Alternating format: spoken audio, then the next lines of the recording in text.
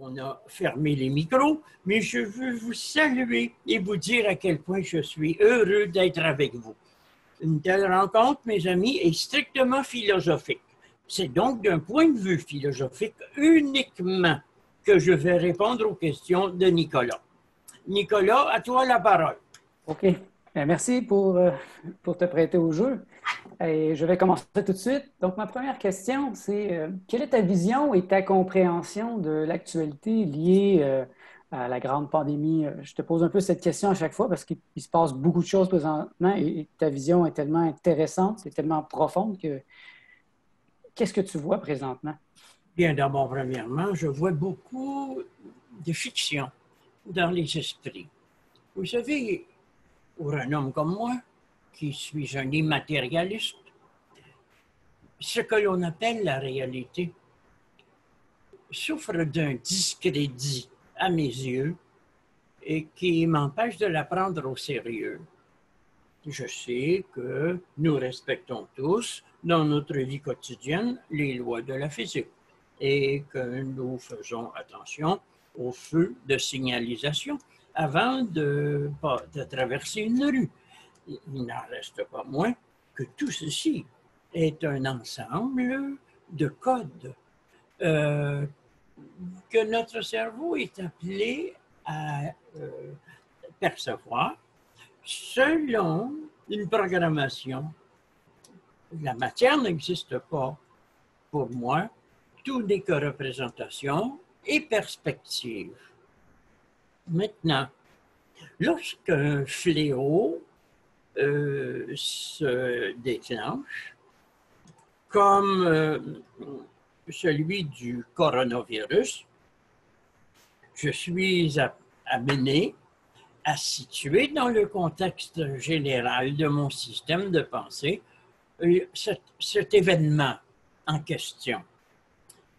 Il ne m'impressionne guère, puisque nos grippes saisonnières font plus de malades et de décès que cette soi-disant pandémie.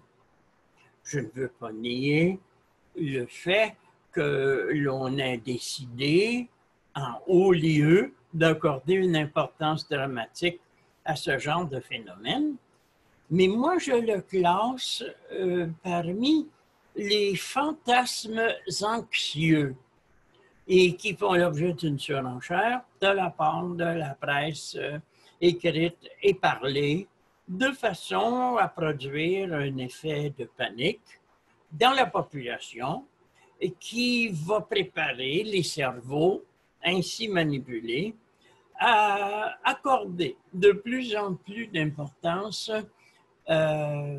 aux décisions de nos gouvernements. Bon. Qu'est-ce que moi je pense de ça? Mais je ne me sens pas gouverné.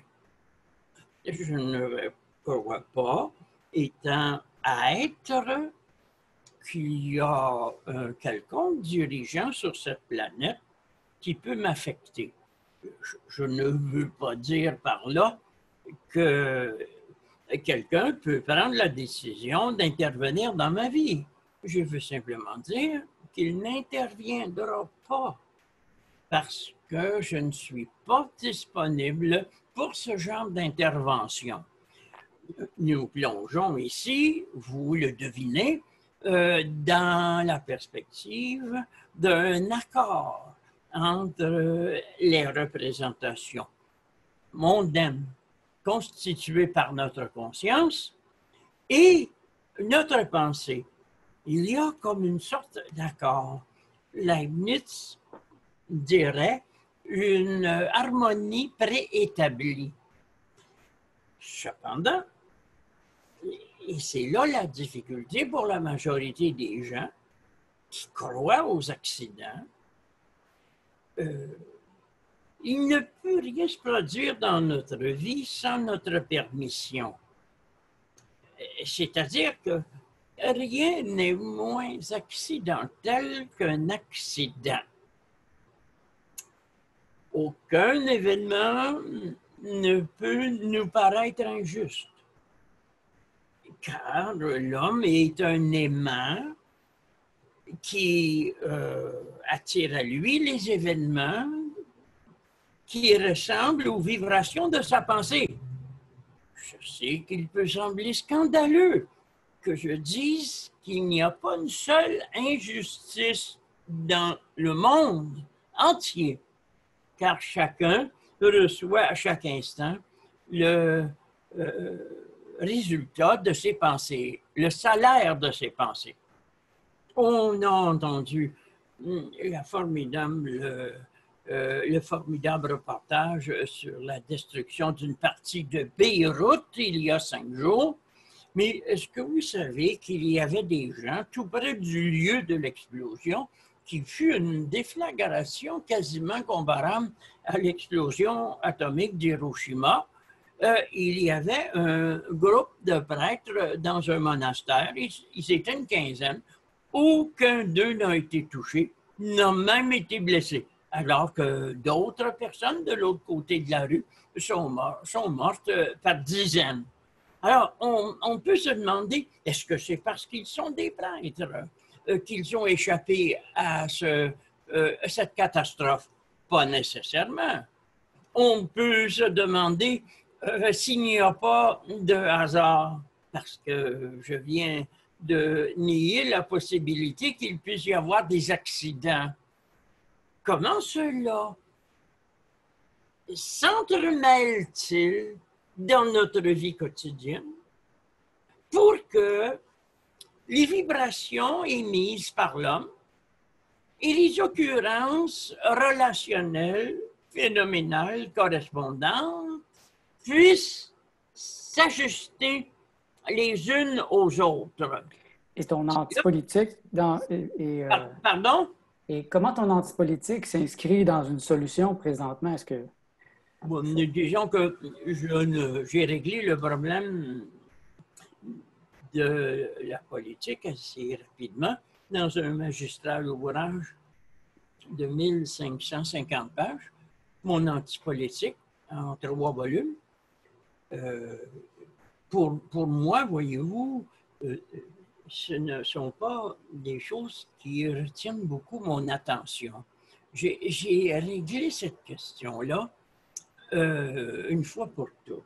Je vous rappelle que ce n'est qu'un livre en 3 volumes sur 82 que j'ai écrit. Mon orientation ne va pas du côté des événements. Je pourrais dire que ma pensée, comme celle de Nietzsche, est une pensée inactuelle. C'est peut-être en vertu de cette inactualité que je ne me sens pas concerné par les événements. Lorsque quelque chose de déplorable, de catastrophique ou d'angoissant se produit, je ne suis pas là. Vous vous rappelez de la façon dont j'ai expliqué le comportement des gens en général en utilisant la métaphore du tigre. Alors, il y a 3 façons de faire face à un tigre dans une forêt équatoriale lorsqu'on est seul avec lui. La première façon est de courir et il risque de nous rattraper et de nous dévorer. La deuxième façon est de s'asseoir par terre, de fermer les yeux et d'émettre des vibrations apaisantes. Mais s'il a très faim, il risque encore de nous dévorer. La troisième façon est de ne pas être là.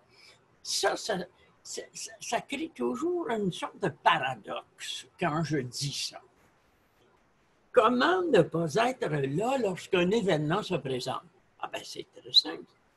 En vous situant dans votre vie mentale et quotidienne, constamment au niveau de ce que je pourrais appeler le présent vivant. Le présent vivant est l'expression même de notre être. Et quand vous êtes dans le présent vivant, bien, vous êtes toujours au bon endroit. Vous êtes toujours à l'endroit qu'il faut, où il y a le maximum de sécurité, le maximum de confort et le maximum de concrétion de vos pensées dans le monde. Évidemment, on m'objectera, est-ce que cela vaut pour les aventuriers? Oui, car ils ont choisi